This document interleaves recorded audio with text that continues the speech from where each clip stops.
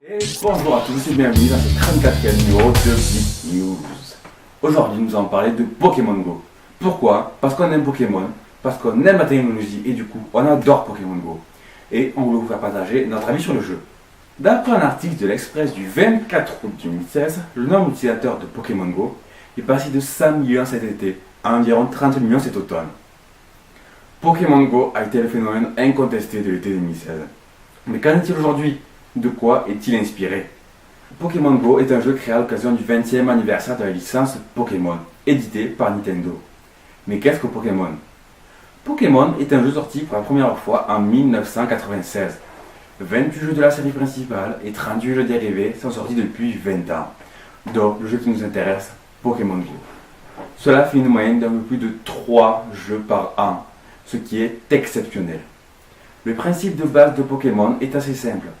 Il y a 151 Pokémon, ils sont tous ici, de 15 types différents. Le dresseur doit choisir au départ entre 3 Pokémon que lui propose le professeur Chen. Salamèche, qui est du type feu, Carapuce, qui est du type eau, et Bulbizarre, qui est du type plante. Mais vous demanderez à quoi ça sert? C'est simple, car le feu est efficace contre les plantes contre l'eau, et l'eau contre le feu. Et donc, inversement pour les faiblesses. C'est-à-dire que le feu est efficace contre l'eau, qui lui est efficace contre les plantes, qui est efficace contre le feu, ce qui permet d'avoir une base équilibrée. Les 15 types de Pokémon ont des forces et des faiblesses. Le dresseur se balade dans une région où il va se constituer une équipe de 6 Pokémon. Il devra affronter la Team Rocket qui veut détruire le monde, mais aussi un rival qui le défie tout au long du jeu. Le dresseur parcourt le monde des Pokémon pour tous les attraper et gagner des badges d'arène qui se méritent en battant le maître d'arène. Pour enfin s'essayer à la Ligue Pokémon, composée de 4 maîtres et du plus grand des dresseurs Pokémon. Une fois remporté tout ça, il recevra le titre de meilleur dresseur et devra compléter tout son Pokédex. Au fil des générations, le nombre de Pokémon augmentera jusqu'à 802 aujourd'hui. Chaque nouvelle génération apportera des nouveautés et une nouvelle région, mais le principe de base n'a pas changé depuis 20 ans. Ce jeu est très coté depuis 20 ans. Nombre de dérivés ont vu le jour comme d'autres jeux utilisant les Pokémon, ou encore 19 films Pokémon, des milliers de cartes à collectionner, comme celle-ci, on peut voir Magikarp ou Magmar par exemple, il y a tous les Pokémon, mais aussi des mangas. Pour cela, j'ai l'honneur de recevoir aujourd'hui notre invité du jour, Anthony Pereira, qui est un spécialiste des jeux vidéo. Bonjour Anthony. Bonjour Clément. Et nous sommes avec notre chroniqueuse préférée, Isman. Bonjour Isman. Bonjour à tous. Pour commencer, essayons de bien comprendre le jeu Pokémon Go. Alors, comment ça marche? C'est assez simple, il suffit de se balader dans la rue, son téléphone en main et d'essayer d'attraper les Pokémon pour compléter son Pokédex. Pokémon Go est un jeu d'exploration. Le jeu propose donc une interface cartographique sur laquelle sont représentés plein de Pokémon prêts à être capturés. Mais comme dans le jeu original, vous aurez besoin de Pokéballs pour tous les attraper. Vous trouverez ces objets et bien d'autres au Pokéstop. Ceux-ci sont situés près de monuments historiques ou de sites importants dans des villes. Les Pokéstops permettent aussi d'obtenir des œufs. Mettez-les dans un incubateur et c'est parti pour une petite randonnée. Il en existe 3 types, les 2,5, 5 ou 10 km, qui, suivant la distance à parcourir à pied, seront plus ou moins rares. Pokémon Go est, comme nous l'avons dit auparavant, un jeu d'exploration. Il se doit donc d'avoir des déplacements clairs et sans problème.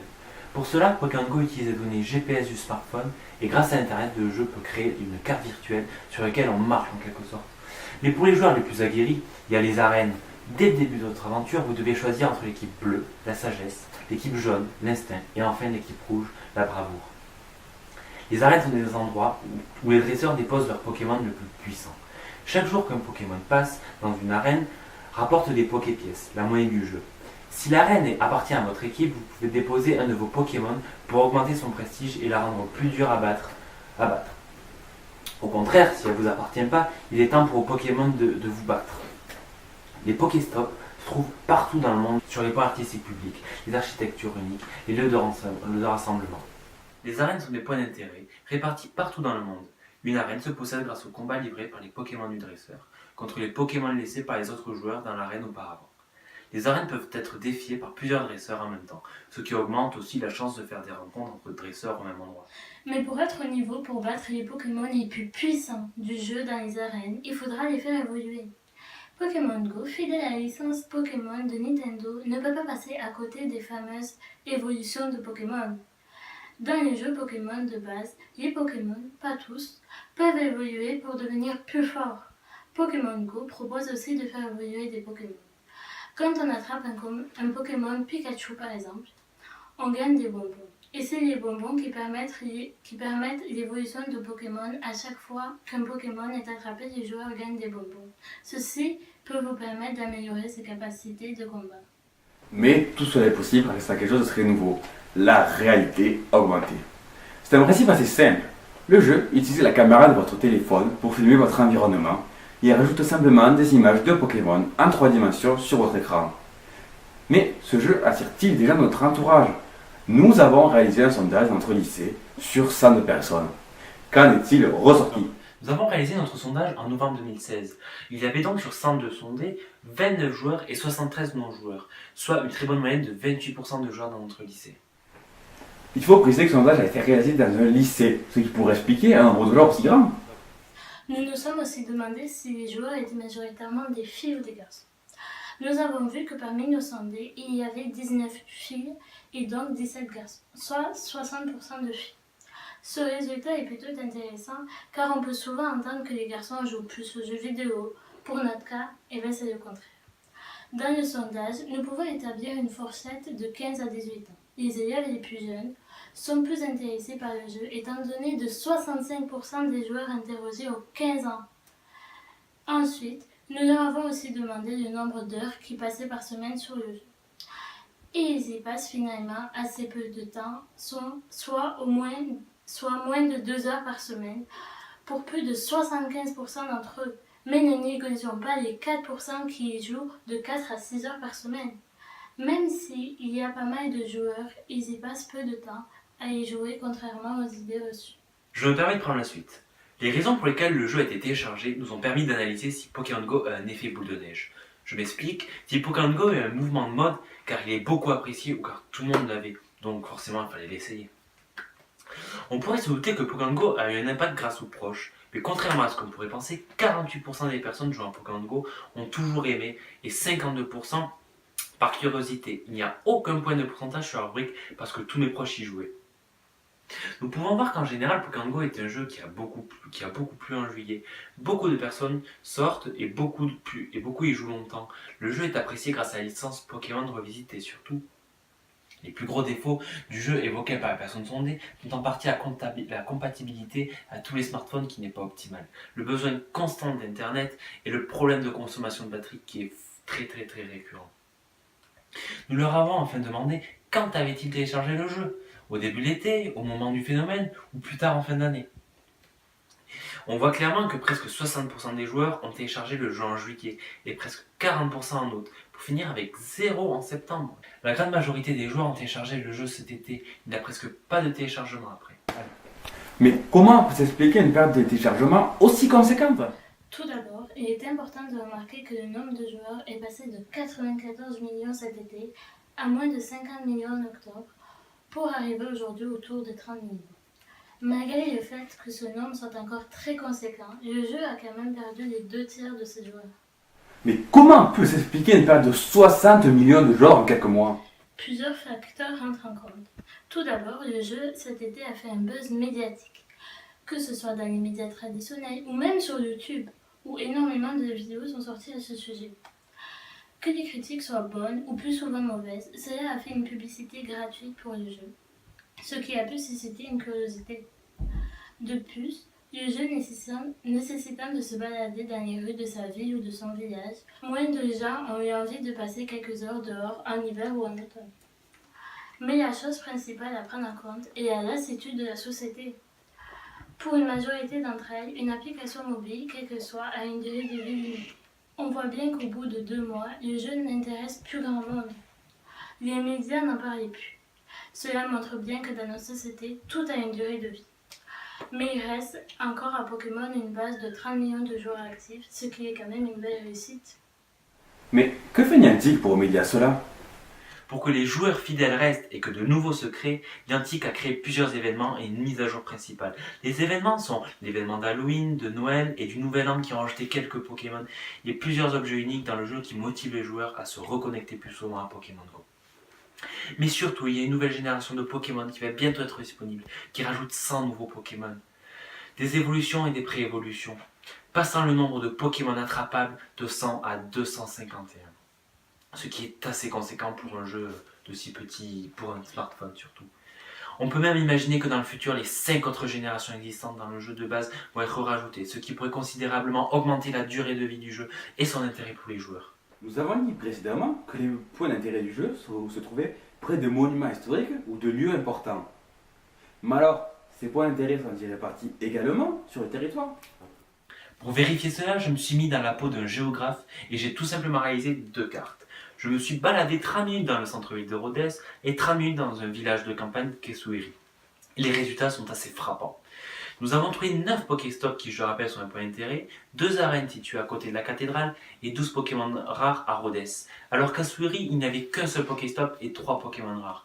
Ce qui est d'autant plus étonnant car notre sondage nous a révélé que 75% de nos joueurs venaient de la campagne. Cela peut aussi s'expliquer par le fait que nous habitons un département majoritairement rural. Sans transition, nous pouvons nous demander comment ce jeu gratuit fait-il pour gagner de l'argent. Il y a principalement 2 manières pour que Niantic récolte de l'argent. La première, et la plus évidente, consiste à acheter la monnaie du jeu pour pouvoir avoir beaucoup plus facilement les objets du jeu que l'on peut d'habitude seulement obtenir aléatoirement dans les Pokéstops. Mais il y a aussi une autre manière, beaucoup plus insolite. Des grandes entreprises, musées ou encore des restaurants ont demandé et payé Niantic pour avoir des Pokéstops ou des arènes devant leurs enseignes.